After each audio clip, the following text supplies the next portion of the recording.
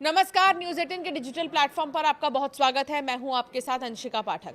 America और Iran के बीच शुरू हुई लड़ाई इस खतरनाक मोड़ तक पहुंच चुकी है कि सिर्फ सैन्य ठिकाने नहीं बल्कि अब लोगों की रोजमर्रा की जिंदगी भी इसकी जद में आ चुकी है। पहले तो अमेरिका ने ईरान के वाटर प्लांट पर हमला करके उसके 30 गांव को प्यासा मारना शुरू कर दिया। बदले में ईरान ने जो किया वो इस युद्ध का टर्निंग पॉइंट साबित हो सकता है। ईरान अमेरिका की लड़ाई के बीच खाड़ी क्षेत्र में जारी संघर्ष ने एक खतरनाक मोड़ ले लिया है। अब तक ईरान जहां अमेरिका के सैन्य ठिकानों पर चुन चुनकर हमले कर रहा था, वहीं अब उसने टारगेट बदलते हुए पहली बार बहरीन में जल शुद्धिकरण संयंत्र यानी कि वाटर डेसलिनेशन प्लांट पर हमला किया है, उसको निशाना बनाया है। शुरुआत 7 मार्च को अमेरिका और इजराइल की ईरान के दक्षिणी केश्म द्वीप पर स्थित एक वाटर प्लांट पर हमले से हुई, जिससे 30 गांव की जल आपूर्ति बाधित हो गई है। अब ईरान ने इसका बदला लेते हुए बहरीन में मौजूद पानी के प्लांट को टारगेट किया। ईरान ने पहले बहरीन में अमेरिकी नौसेना बेस पर हमला किया और फिर एक ईरानी ड्रोन ने बहरीन के डिसलिनेशन प्लांट को क्षतिग्रस्त कर दिया है। और आपको बता दें कि इसमें 3 लोगों के जख्मी होने की भी खबर है। बहरीन ने इसे संघर्ष का नया चरण बताया क्योंकि खाड़ी देश पानी के शुद्धिकरण पर ज्यादा निर्भर है। ये घटना क्षेत्रीय जल सुरक्षा को खतरे में डाल रही है। जहां ये संयंत्र लोगों की मूलभूत आवश्यकता को पूरा करते हैं, इसे नुकसान पहुंचने से खाड़ी में पानी का संकट जरूर आएगा।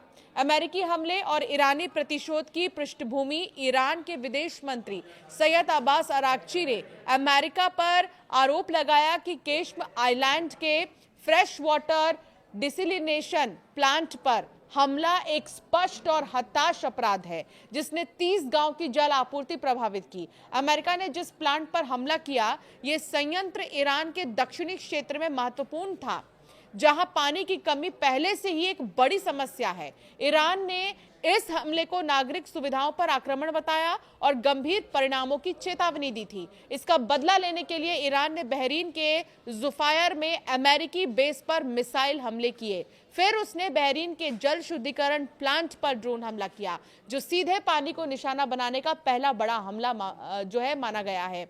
इससे पहले ईरान ने दुबई के जबेल अली बंदरगाह और अन्य ऊर्जा सुविधाओं पर हमले किए जो वाटर प्लांट के पास थे, लेकिन अब सीधे निशाना बनाना एक नई रणनीति को जन्म देता है जो और भी ज्यादा घातक है।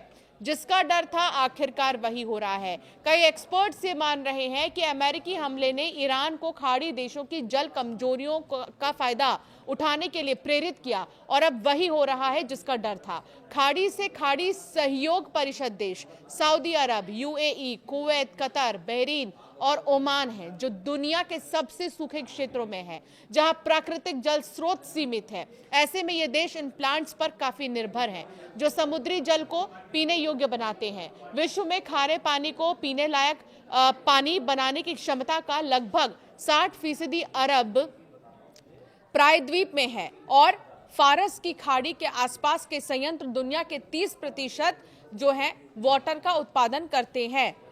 डिसेटिलाइज्ड वाटर जिसे कहा जा रहा है, इसका उत्पादन करते हैं। जीसीसी देशों में कुल डिसलिनेशन प्लांट की संख्या 400 से ज्यादा है, जो मुख्य रूप से फारस की खाड़ी, लाल सागर और अरब सागर के तट पर स्थित है। इनकी कुल क्षमता 2022 में 68 मिलियन क्यूबिक मीटर प्रतिदिन थी, जो 2030 तक दोगुनी हो सकती है।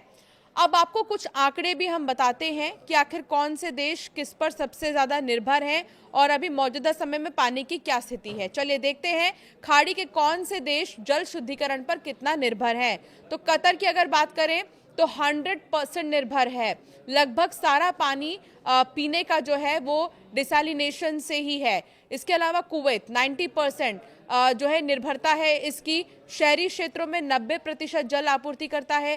बहरीन 90%, दैनिक आवश्यकताओं के पानी का बड़ा हिस्सा जो है यहीं से होता है। ओमान की बात करें तो 86% निर्भर करता है। ओमान औद्योगिक और घरेलू उपयोग में प्रमुख है यहाँ पर पानी आना।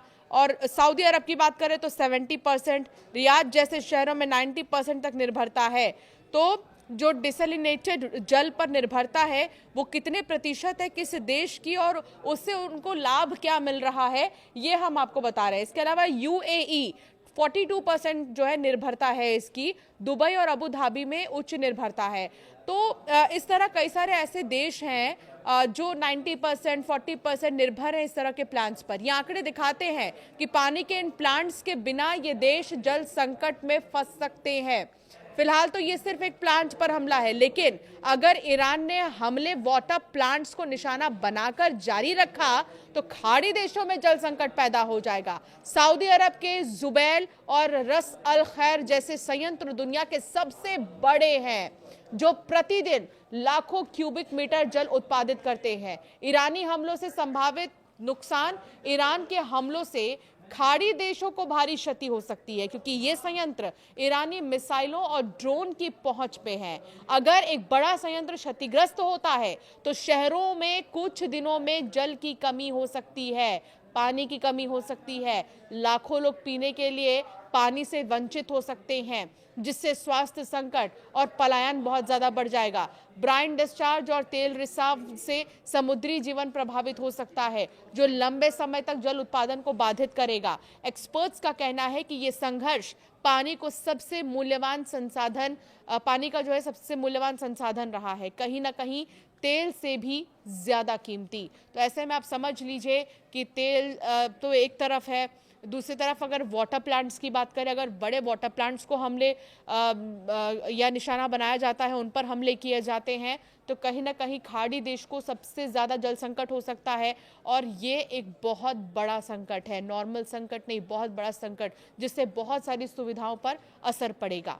आपकी राय क्या है, हमें इस पर ज़रूर कमेंट कर बताएं।